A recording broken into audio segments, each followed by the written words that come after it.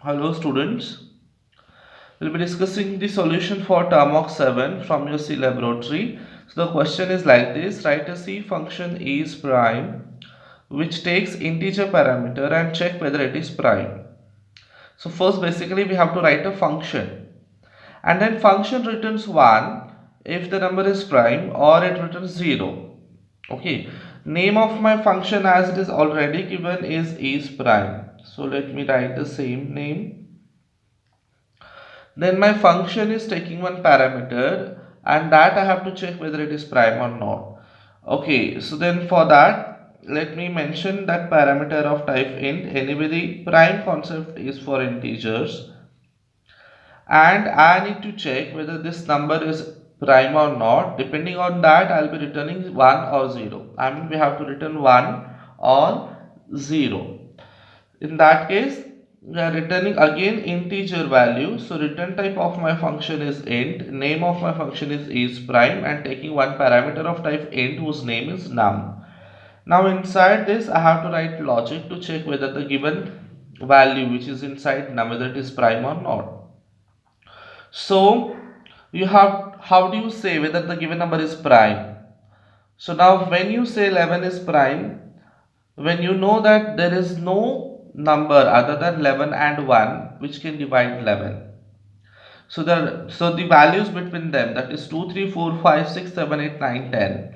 If none of them divide 11, then I would say 11 is a prime number. So I have to start from 2 till the value of number given, and check whether none of them divides the value of num, then only num is prime. So here I need one more counter variable. Say I take variable I, and I start loop from 2 to the value of num, and then I plus plus. So here I generate numbers from 2 to num. Okay. Now one more thing here, for any number to check whether it's prime, if you check numbers from 2 to half of that number, then that's enough to check whether it's prime or not. Now for example, to check for 11, okay, then half of the 11 is 5.5. Okay, then if numbers from 2 to 5, if none of them can divide 11, then definitely the numbers after 5 will not divide 11. So here I make change I is less than or equal to num by 2. I is less than or equal to num by 2. So that will reduce the number of loops. So now here, first I'll be writing the condition inside loop whether num is divisible by any value of I. So condition is like this: if num mod 2 is equal to num mod I is equal to 0. So at any particular point, if there is any value of I which divides num, there itself we can terminate the loop and we can conclude it's not a prime number, right? Because I'm not interested to check whether the give other is there are there any other numbers which are dividing num. So if I found any number which divides num which is between 2 to num by 2, then there itself you can conclude that it's not a prime number. So, and if it is not a prime number, then I would return 0. I would return 0. Okay, now in this case you have to give attention here. It has to be less than or equal to only. Okay, when you are using num by 2, it has to be less than or equal to only. So for any number, if it divides the value of num, here itself I return 0. Now what if it doesn't divide? Then here I cannot return 1. So we don't need only one number which cannot divide num. All the numbers should not divide num, then only we can say it's prime. So technically we cannot include return 1, or we cannot conclude whether it is prime inside the loop. I have to complete the loop. So now when do you complete the loop? So when this condition is never satisfied, then only you are able to complete the loop. Okay, so for example, suppose if this condition is satisfied, then return 0 will terminate the loop and will take you back to the main function. So you are not going to I plus plus. Even though it is the last value of I, and if the last value of I in this loop satisfies this condition, from here itself you will go to the program with the value 0 and you are not going to I plus plus, hence you are not completing this loop. And what is the meaning if you are able to complete all the loops? Suppose from I equal to 2 to num by 2 you complete all the loops, that means none of them divide this. So if none of the value of I divides num, then you come to I plus plus and you make this condition false and then you come out of the loop successfully. So when you are able to come out of this loop after checking these all numbers, that means it is understood there is no any value between 2 to num by 2 which can divide num. Indirectly that means it's a prime number. So without checking any condition, here you can write return 1. Okay, so this statement compulsorily has to be outside the for loop.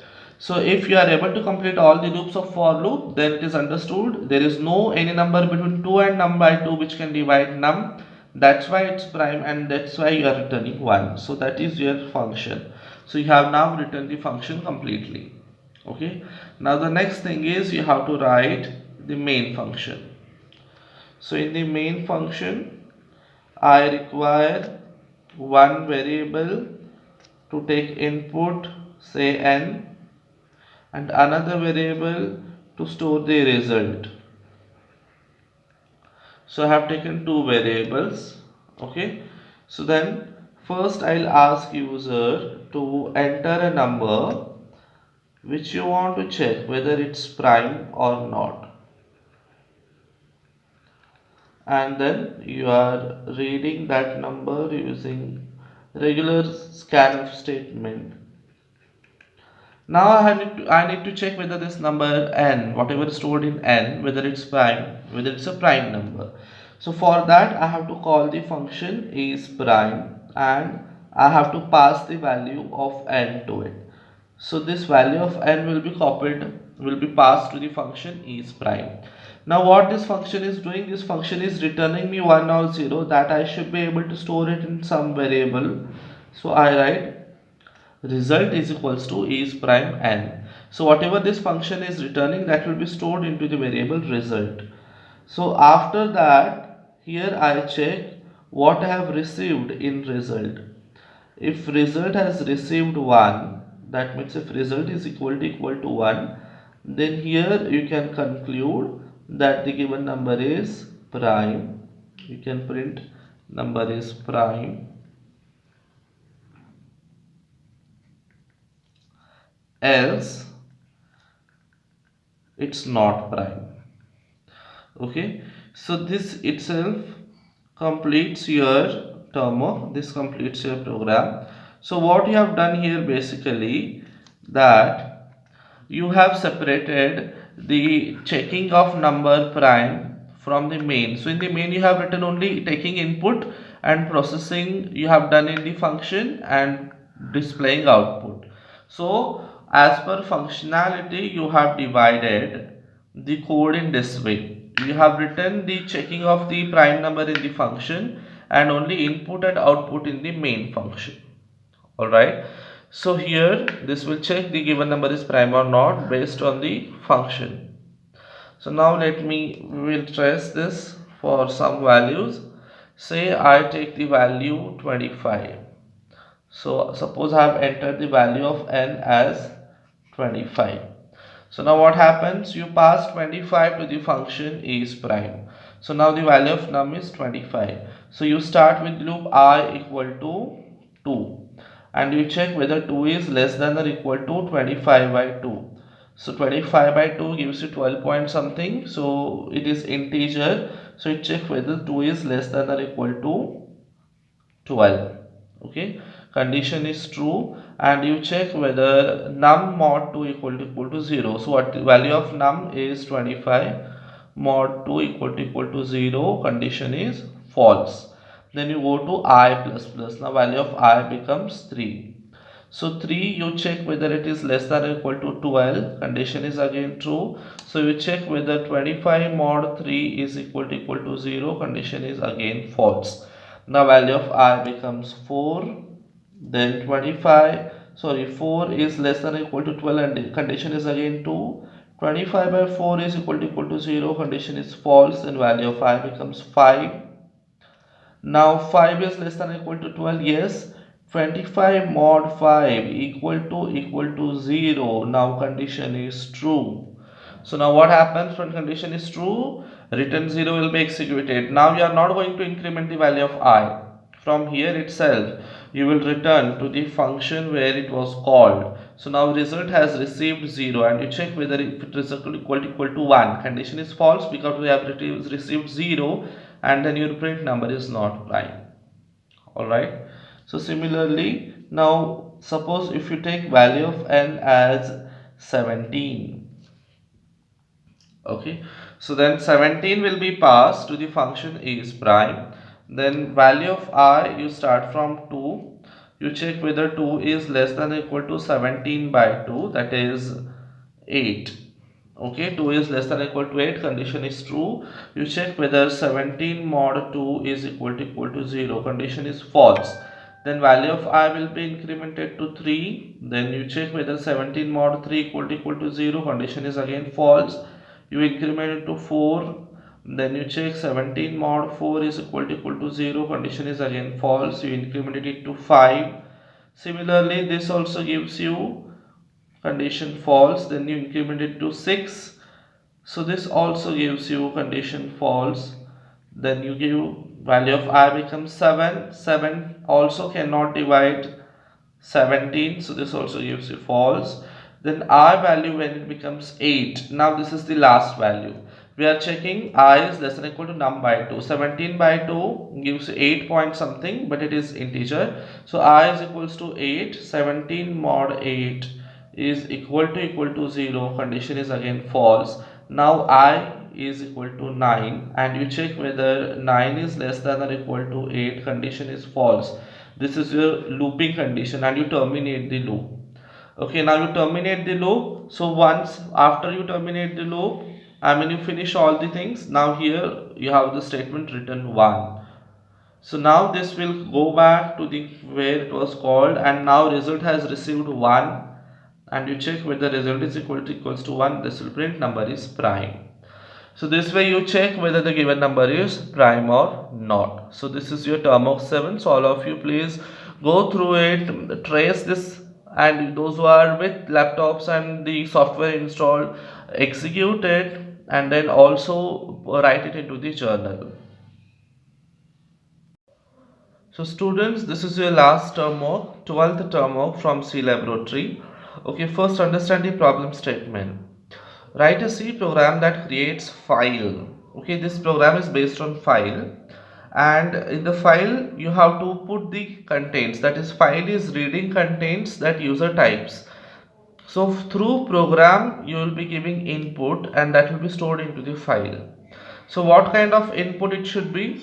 So it should be the text input with all lowercase and with multiple blanks in between the words. Okay, so this is an input from program that has to be stored into one file. Then another file has to be created in which you have to paste the same input but in uppercase. You have to paste the same content in uppercase and only one blank space in between the words. Okay, so this way you have to copy the contents into the another file with in uppercase and only one blank space between the words. So this is what your program is supposed to do. Okay, so now let me begin. So in the main, so first for any kind of file handling what we require is file pointer. So let me create two file pointers. So file is the keyword. So here I create two pointers, say star f1 and then star f2. So with the help of file pointers only we are able to deal with files. Okay, and then I take two character variables, say char ch and then ch1. Okay, later we'll understand for what purpose we have taken this. All right. Okay. So now the first thing I write the statement f open. Okay. And then here I need to write the path, and with the file name, say my file name is file1.txt, and which I am opening into write mode. Now what is the meaning of this statement? You have to understand first. Okay, you are opening the file whose name is file1.txt, which is stored in somewhere, let's say your home slash desktop or your home slash or your any drive. So this is the path where file is stored, and this is the name of the file. So what this statement does, it opens the file 1.txt into write mode. Opens in the sense now you can use this file for writing, and before you want to use, you have to open that file. So this is what f open function does. If there does not exist any file name with file1.txt, then this creates the file in the path whatever you have mentioned with the name file1.txt, and that is now ready for writing. Okay, so actually this you will be able to see very well on the screen. So now able to understand this creates the file with file name file1.txt of the text kind of file it creates into the write mode. Okay, so this is what it does.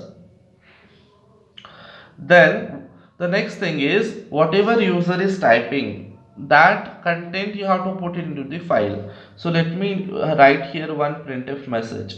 Now this printf is your standard output function, and it is on the screen. This is not for the file, it is on the screen, your output screen. So here I give a message, enter content. Okay, so now here I take a do while loop. So here I am reading character by character. Ch is equals to get char. So what this does, this reads one character at a time. So I am reading one character at a time, and you are putting it into the variable ch. Now this each character I have to write it into the file which I have already opened. So to write it into the file character by character, I have a function called as fputc. So what this function does, it writes one character at a time to the file. So the character which I want to write into the file is stored in ch, and my file pointer is f1, which is pointing to the file 1.txt, which is like my input file. Okay, so how long you are going to do this? As long as you don't find end of the file, or you can say as long as ch is not equal to new line. So what this is doing, whatever you type it on the screen until new line, everything character by character getting copied into ch, and that every character you are copying it into the file. So this way you are doing it into the loop, and once you find the new line, so you are copying that new line into the file, and then you are terminating the loop. Okay, so this is your input, you are taking it on the output screen and you are putting it into the file. So this statement is putting it into the file character by character. All right, so now your one file is ready, which is created, opened into the write mode, and here you have copied all the characters from output screen to the file. Now the next thing is, now we will close this file which is open. So I have closed f1, I have closed this file which was open. Okay, now the next thing is, I have to copy this contents from this file file1.txt to say file2.txt, but I have to convert all the letters to uppercase, and I have to also remove the extra blank spaces. That is what I need to do. So now I will open both the files at a time. So my f1 is pointing to the file1.txt. So again the same thing. So now you will open file 1 for what purpose? You are opening to get the content from the file 1. So this is you are opening into the write mode. Sorry, into the read mode. So you are opening this file into read mode because you are taking the content from the file 1, and that you will be writing it to the file 2. So another file pointer f2 that will open my another file, that is file2.txt, into write mode. Okay, so now both the files are ready. So file 1 is ready with content, and in file 2 we have to put the contents. Again the same thing, if there is no such file, file 2, it will create the file and open it into the write mode. Now one by one character you have to take it from file 1, and you have to check whether it is multiple blank space and do accordingly, or you have to convert it into uppercase and put it into the file 2. So my condition is like this, while, okay, so you take the character from file 1 every time. So to get the character, I have a function called as getC, and that I use with f1, because f1 is linked with file1.txt. So every time you get character from f1, getC, and that I stored into ch. Okay, and I check whether this, how long you are going to do until and unless you find the end of the file. So you check whether this is not equal to end of file. Okay, so if this is not equal to end of file, that means you have still more characters to be processed into the file. So we will then we have to continue. Then here inside this loop, you check whether if ch is equal to blank space, and we are not interested only in one blank space, we have to check for the multiple blank spaces, that is continuous blank spaces, and then we have one more condition, and ch1 is equals to ch. Now what is another variable which I have taken ch1, what is we are going to do this. So in ch1, now in the first loop there will be nothing into ch1. Okay, then second loop onwards we go on copying the previous character into ch1. So this in ch will have the current character, and in ch1 will have the previous character. So if both of them are same, I mean if this is blank space and if ch1 is also equal to ch, that means indirectly this is also blank space. Then here we have to skip. So we have to make it only one blank space. So that's why here I write this statement continue. Okay, so if it is like two multiple blank spaces, then continue. Okay, then put c we have. Now we have to put that character into the file 2 .txt, and we have to convert it into uppercase, and then we have to put it into the file 2. So the character you want to put is there into the variable ch, and you are copying it into the file 2. So what this statement does, you are converting it into the uppercase, and then you are putting it into the file 2. Okay, and here I have the statement ch1 is equals to ch. So what you do, whatever is there in the current character ch, that you are copying into the ch1. So this goes on until you find the end of file, and this will ultimately reduce the all blank space to one blank space, and all lowercase letter will be converted to uppercase letter. So after this you have done, then I have to close both the files, that is f close f1 and then f close f2, and then you can close the main function. So that's all. This is your program, so where you convert all the uppercase lowercase letter to uppercase, and also you will reduce the blank spaces. Okay, so now let me take one string, we'll see whether it works fine. Okay, now suppose just a minute. Okay, yeah, now suppose this is the thing you have entered.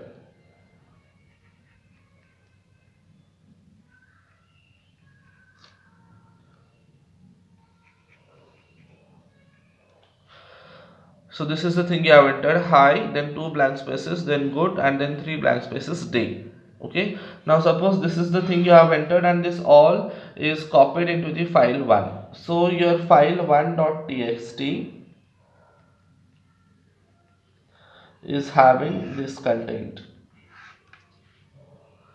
Okay, then you open both the files into read and write mode. So now here you read one by one character. Now when you say ch is equals to get c f1, so what will be there in ch? H will be there in ch. Okay, you now check if ch is equals to blank space. There is h in ch and there is a thing in ch1, so this condition is false and this will not be executed. You come and put c2 upper, so whatever is there in ch, that is h, will be converted into upper and you'll write it into the file 2. So file 2 txt, here you will write this h as capital H. Then the next thing is, from here you'll go to again to the while loop. Now for the next time, get say f1 will give you the second character I. So again this condition will be false. You will put that capital I into the file. Then the third character will be read. Now ch is equals to blank space. So you have got the third character is at blank space, that is true, but ch1 is having the previous character which is I. So this condition is false. So you will this conversion is actually not happening. So whatever the blank space is there, you will paste it as it is into the file 2. Then this next is we'll go to the fourth character. So fourth character is also blank space. Now here you check whether ch is equals to blank space condition is true, and ch1 is also having a blank space which was the previous character. So now here you match this condition and this continue will be executed. So what continue does, it takes back you again to the condition of the loop. So now you'll go for the next character. So now we are coming to the next character G. So now G will be copied into CH. So CH is equals to G is blanks. It's not blanks, but it's G. So that will be copied with and now you store that G into the ch1 as well. Then you go for O. So similarly this copies all the characters G O O D. So when it copies D, that capital D will be stored into ch1. Then you find the here one blank space. So one blank space and previous one is D. Condition is again for here is not satisfied, so that one blank space will be pasted as it is. Then now ch1 is having blank space and next character is also blank space, so it continues. So then it continues, it goes to the next character. The third one is blank space and again you have still stored the blank space, so here it again continues and then you go to the next character which is capital D. So now ch is equals to D, small d, ch is equals to small d, it is not blank space, so that capital D will be copied as it is. Similarly you copy A and then you copy Y and then full stop.